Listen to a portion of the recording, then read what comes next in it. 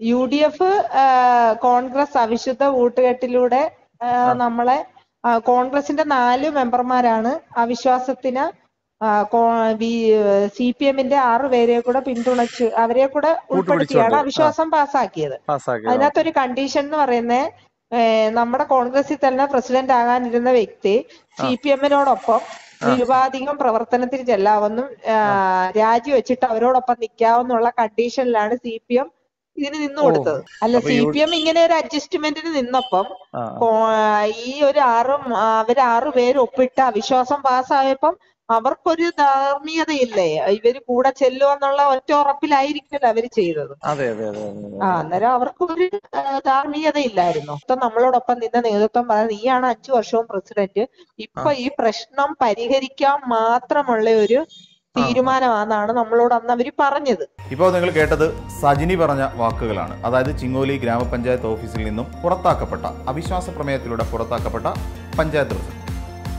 അത് വേറൊരു കാര്യം കൂടി പറയാനുണ്ട്. ഇന്ത്യ ഭരിച്ച ഒരു രാഷ്ട്രീയ പാർട്ടി, അത് കോൺഗ്രസ് ആണ്.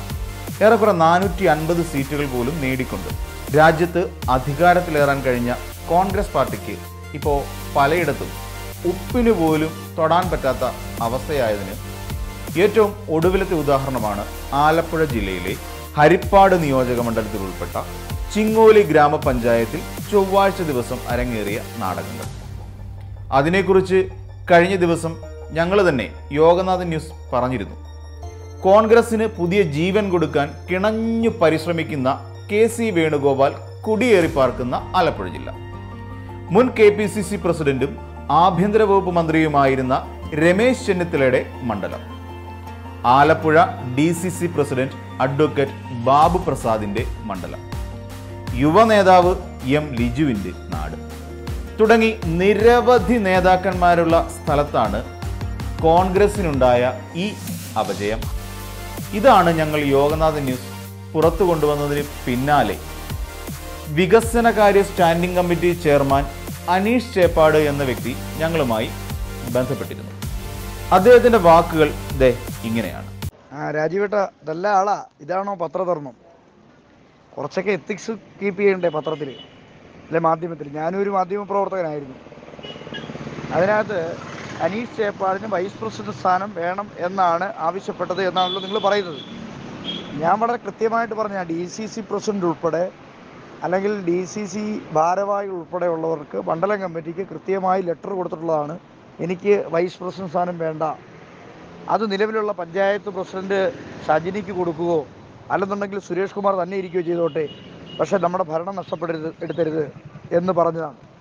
തന്നെയല്ല, കോൺഗ്രസ്സുകാരെ നിലയ്ക്ക് നിർത്തേണ്ട ആവശ്യമില്ല. കോൺഗ്രസ്സുകാരെ നിലയ്ക്ക് നിർത്തേണ്ട ആവശ്യം DCC ഇടപെടേണ്ടതില്ലല്ലോ. DCCയുടെ നേതൃത്വം ഉൾപ്പെടെ ഇരുന്ന് ചർച്ച ചെയ്ത യോഗത്തിലാണ് ഇത്തരത്തിൽ അവിശ്വാസം കൊണ്ടുവരാൻ തീരുമാനമെടുത്തത്. അത് മനസ്സിലാക്കണം. അദ്ദേഹം പറഞ്ഞത് മാധ്യമധർമ്മത്തെക്കുറിച്ചും മാധ്യമരംഗത്തെ ആദർശത്തെക്കുറിച്ചും അത് ഞങ്ങൾ അംഗീകരിച്ചു. അനീഷിന് വൈസ് പ്രസിഡന്റ് ആകാൻ താല്പര്യമില്ല എന്ന് തന്നെയാണ് പറഞ്ഞിരുന്നത്.